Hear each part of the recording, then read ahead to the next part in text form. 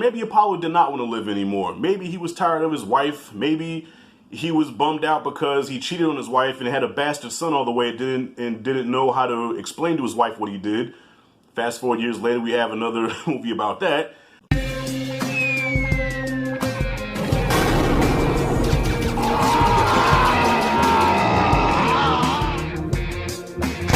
Alright, y'all, welcome back to another retro review. Today we're going to be talking Rocky IV. Now, if you haven't already, me and my boy Mike from the Z Review have reviewed the other 3 Rocky movies, and I'm going to leave the link in the description, so check those out as well. So Mike has not seen any of the Rocky movies, so it was my pleasure to introduce him to these classics, my favorite franchise of all time. And now we get to 4. I'm not going to take long at all because I'm going to let him give his full review and his thoughts on the movie, and I'm just happy to share films with my YouTube brothers or with anybody that'll listen to me, films that they haven't seen that I adore, and I just love hearing their reactions about them. But yeah, Z, I keep calling the man Z, his name is Mike. God damn, my bad, bro. But it's the Z Review, I'm used to calling him that. He kind of shares my same sentiments.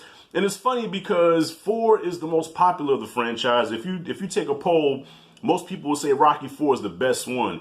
And I always beg to differ. I say 3 is the best one, but it's all Rocky, it's all good. You know what I'm saying? I'm not going to get into no Snyder Cult type shit and try to cut your balls off because you like 4 better than 3. I'm just saying, to me, 3 is my favorite, but 4 is the most popular. 4 made the most money, you know what I'm saying? So it did something right. But just for me, real quick, I first watched this at 6 years old, and I was the only kid in my class, because I was in the 1st grade when this dropped. I was like the only kid in my class that didn't see the movie yet. It dropped in November of '85, and everybody was like, oh my God, did you see the movie? The way Rocky did this, the way Drago did that? And I'm like, damn. Yeah, well, I saw the trailer when Apollo died, right? And they was like, man, shut up, man. You don't know what you're talking about, man. Get out of here. So my pops recorded this shit on pay-per-view. This is back when you can order a movie on pay-per-view. It was like $6 more than the cost of renting the movie. But that was one of the first VHS tapes I ever had, a recording of the pay-per-view of Rocky IV. And with each viewing, I enjoyed it more, but the first time watching it, I was not really a fan, just because I love 3 so much, and I was so used to the formula of Rocky being an underdog and having to get through obstacles and then come through victorious at the end, where in 4, he's never really the underdog, he's the champ, and he's always the champ, even though he's going up against a man that he should not be able to beat. But at no point did you feel like Rocky was ever at risk of losing. You know what I mean? Like, you knew he was going to get revenge for Apollo. Damn you, Sly, for doing that, by the way. You knew he had to get revenge for Apollo, and he had to fight Drago, and you knew he was going to win at the end because he only fought Drago once. So it was a one and done. But I will say it was probably the most brutal fight out of all of them. Like, Rocky and Drago was beating the shit out of each other, and I did love the 2 training montages in Russia.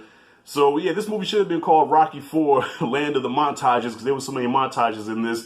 And Mike's going to get to that in a second. And the thing that I like that Mike says, you know, spoiler for his review, was that in every movie, like, something tragic always happens, like, which I warned him about. Like, in the 3rd movie, Mickey dies. Here, Apollo dies. So he was like, damn, in part 5, who's going to die next? Paulie? You know? It's like, there's always some tragic shit. But in 5, well, spoiler here, but in 5, nobody dies except for the franchise. So I guess that is considered a death. So y'all, I'm gonna stop talking right now. I'm gonna stop rambling. I'm gonna let Z take over and give you his full thoughts on Rocky IV.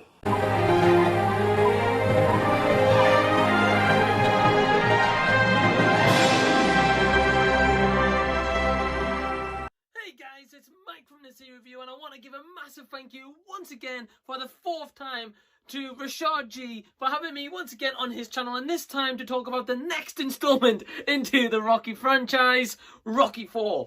So far, I've really enjoyed the first 3 movies that this franchise has produced, and I've heard a lot of commotion about this 4th movie. I've heard that it's really good, I've heard that it kind of goes off the rails a bit, I've heard that the realism isn't there as such with this movie, so I wanted to experience it for myself, and of course provide this part of the review for my boy Rashad. And again, thank you so much for him having me onto the channel. I always love doing these collabs and bringing this energy to the reviews and giving you guys a bit more of a different thoughts and take on this. So essentially, I'm sure Rashad's already talked about the plot as of right now, but just very quickly to mention the plot. So after Ivan Drago faces Apollo Creed and Ivan Drago comes over to America to debut that he's like this super powered boxer as such, or they make him kind of come across like that. Apollo Creed steps onto the plate and says, look, I'm going to challenge you. I'm going to show that this punk is nothing compared to myself or Rocky. And of course, Ivan Drago ends up killing Apollo Creed, and Rocky then wants to fight Ivan Drago in kind of honor of Apollo and kind of prove that he's the champion of the world.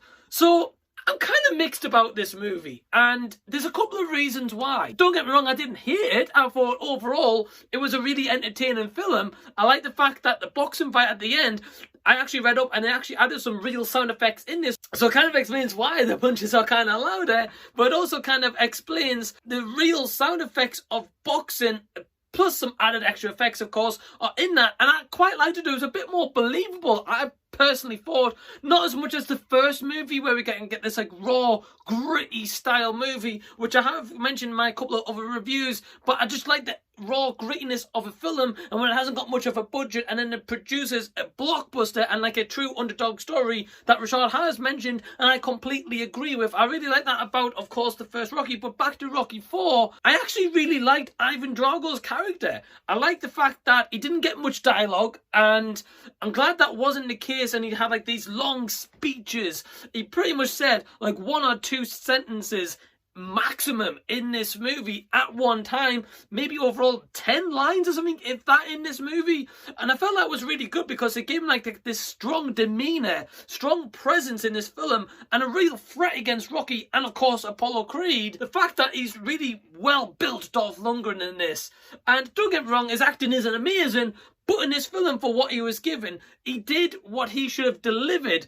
And I really felt like the montage in where he's training is fantastic. Yeah, you can maybe say it's a bit out of realism, and you know, the whole thing with the steroids, etc. You know, that is kind of like a different debate. But overall, I actually really liked the training montage. It would pretty much may have taken up the third of this movie, and I felt like sometimes this movie was kind of just relying on its soundtrack, maybe for the sales, or maybe to progress and make this be an amazing movie. And I felt like that's kind of like one of the downside of this, because the soundtrack was great, don't get me wrong. I really actually liked it, but I felt like the soundtrack was kind of more coherent and worked better in Rocky 3, and it could be because it was supported with like Clubber Lang. The montage sequence was more believable, whereas in this, Rocky is wearing like a thick winter's jacket, and if, yeah, but you know, by all means, the weather outside is absolutely freezing, so I understand why. But I mean, he wears his same boots, and the guy climbs up a mountain. And Rashad did warn me about that, but he still climbs up a mountain, and I just felt like, I'm sorry, you know, I've walked, and one of my passions is walking, and you know, you need kind of walking boots to be able to climb up those kind of mountains, because you know, like normal trainers aren't going to do it, your feet are going to kill, and those kind of boots that Rocky wear, you're not getting up a mountain with those, I'm telling you that now. But you know, fair play to the guy, he managed to do it, you know, etc. But yeah, this film is pretty mainly montages of flashbacks to the other Rocky films, and I was absolutely good when Apollo died, because he was one of my favourite characters throughout the first 3 movies, and some of my kind of negatives I've been given in previous reviews with Rashad is that I wish I had more character development with Apollo, because he's my favourite character out the whole series, him and then Rocky, of course. But Apollo, there's just something about him that's so interesting, and I like the fact that we got like snippets of his personalities and his home life as such throughout these movies as it's been building. Of course, towards the end of Rocky 3, he becomes friends with Rocky going into this movie. But I just loved his character. And in number 3, they kill off Mickey, one of my other favourite characters. In this one, they've killed off Apollo. So I'm dreading when we get to Rocky 5, who they're going to kill off next. Because if it keeps going like this, am I going to even have anyone to root for going forward, apart from Rocco, or Rocky, whatever you want to call them? Let me just say this outright. I actually enjoyed this movie, I say. It was a good, fun film. Absolutely, like, a great, entertaining watch. Some parts was believable, some parts wasn't. I wish that it wasn't all just filled with training montages, but Rashad was telling me that they're actually thinking about doing a director's cut, which would be really interesting. The best part of this movie that I liked, apart from kind of the montage scene, was actually the last fight, because I read up that Dolph Lundgren and Sylvester Stallone actually did real punches, and at one point, Dolph Lundgren punched Sylvester Stallone so hard as a real punch. He was actually in like intensive care or like a care for 4 days in the hospital. So back then in like the 80s, they actually went all out in producing the movie and kind of the practical effects side of things.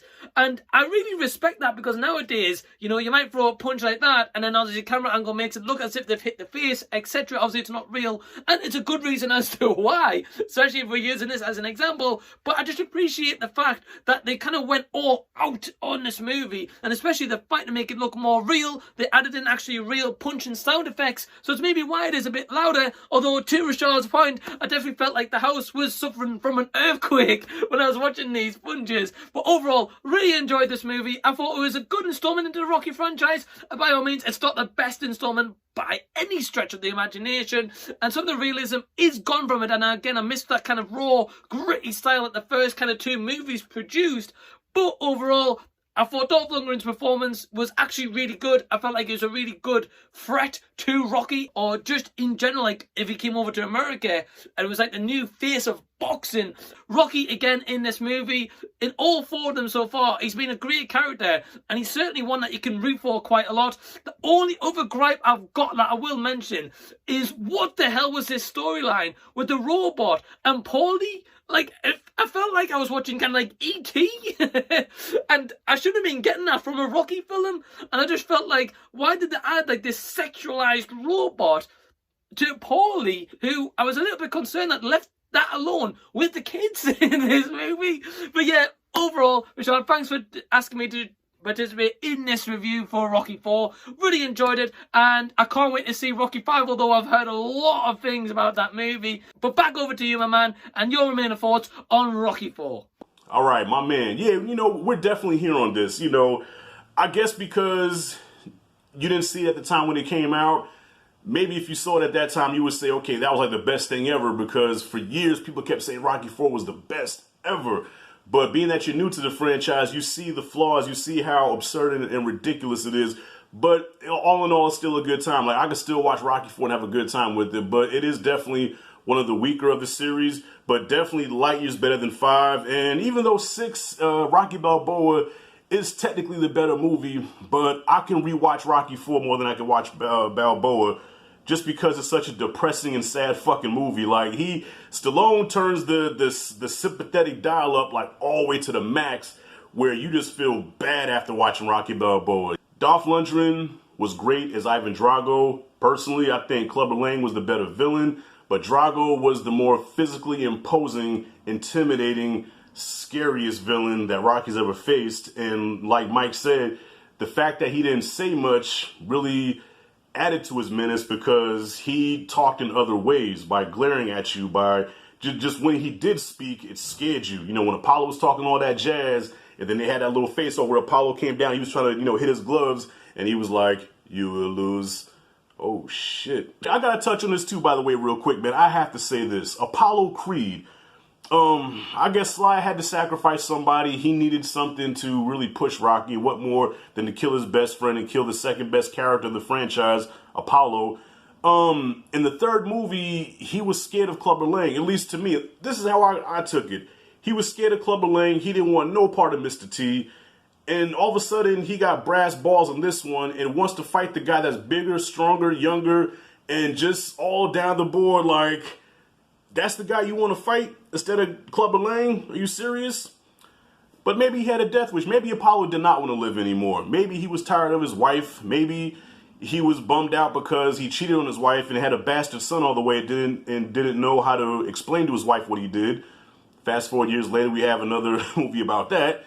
And maybe he just didn't want to live anymore. You know, that conversation he had with Rocky when he was like, you know, I'm a fighter, this is what I do. And without a challenge, without a war to fight, then the war, you may as well be dead. He wanted to go out on his shield. He wanted to go out like he wanted to. But that's some G shit, though. But I have to say this also. I'm about to wrap this shit up. I have to say this also. Rocky and Apollo are almost equal as far as fighting goes. Rocky even admitted that Apollo won that 3rd fight in 3, okay? Drago killed Apollo in the 2nd round with some thunderous blows. And he hit Rocky with about 2,000 punches in one round, and Rocky was still standing. Now, I remember being a kid thinking, if Drago hits Rocky with the same shit that he's hitting Apollo with, there's no way Rocky can survive this. But he did. He survived it. And I'm like, okay, so I guess Rocky is way superior than Apollo Creed because he took a hell of a lot more damage, was able to knock Drago out, but Apollo was supposed to be the best fighter ever. I think the script to this movie was probably maybe 11 pages long because, like Mike said, a third of the movie was montages and soundtrack. You don't really get what Rocky was really known for, and that's the characters and the love story with him and Adrian. They have a couple of scenes together, and this is the one time that Adrian didn't believe in Rocky, you know, when she's had that moment of, you know, you seen him, you know how strong he is. You can't win. So, yeah, it just, the Rocky magic was gone, but still, I'm going to say it again, it was a good time. The fight with Drago at the end was worth the price of admission by itself. You probably could have eliminated the whole movie and just go right to the fight. Just go to the training montage in the fight, and Rocky IV will be worth it. So, y'all, wrapping this up, I give Rocky IV a B+. A very fun time. Not the best in the series, but it's the most popular, and I'm not going to argue with anybody about that. Look, you like what you like. Like Mike said, true story, Dolph did put Sly in the hospital, in the ICU. Sly's probably one of the craziest motherfuckers in Hollywood besides Jackie Chan and Tom Cruise, because he'll do anything. He'll go through any length to make the scene realistic. Because Dolph Lundgren's 6'4", 250. And he says, yo, hit me. Hey, yo, hey, Dolph, yo, hit me for real. You know, I want the scene to look real. Man, I hit pretty fucking hard. I know you hit hard, that's what I'm saying. Hit me with everything you got. Let's go. Bam! Oh, shit. Oh, god damn. Oh, woo, woo, woo, woo. He's not going to make it. He probably heard that little man's voice in his head, you know. This guy does not have the size, the endurance, or the genetics to win. It is physically impossible for this little man to win. Drago is a look at the future. That's all I got. Yeah, B+ is what I got for Rocky IV. By the way, if you haven't already, subscribe to the Z Review. I'm going to leave this link in the description. The Z Review, he talks about movies like myself, man. Very cool dude, man, from the UK. I love that fucking accent, man. Like, I think the UK, the British accent is probably one of the coolest accents in the world, man. You know, I wish I had that accent, especially when I'm trying to pick up women, you know what I mean? You know?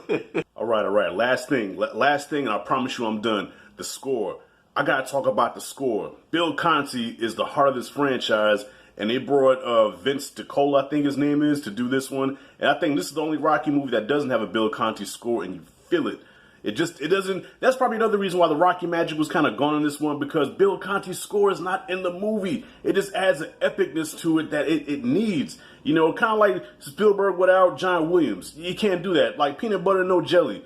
Rocky and Bill Conti go together like George and Wheezy. We need that shit. And that's it, and that's all. So anyways, yeah, subscribe to the Z Review and check out the other Rocky reviews that we did. We have 5 coming up next, and bro, I appreciate you watching these movies with me, man. I'm loving your reactions to them. I love sharing my favorite franchise to anybody that'll listen to me, man. So thank you, brother. This has been a privilege for me. So if you like and did the content, hit that like and subscribe notification bell in the corner. Thank you all for watching. This is Rashad G signing out. See you in the next video.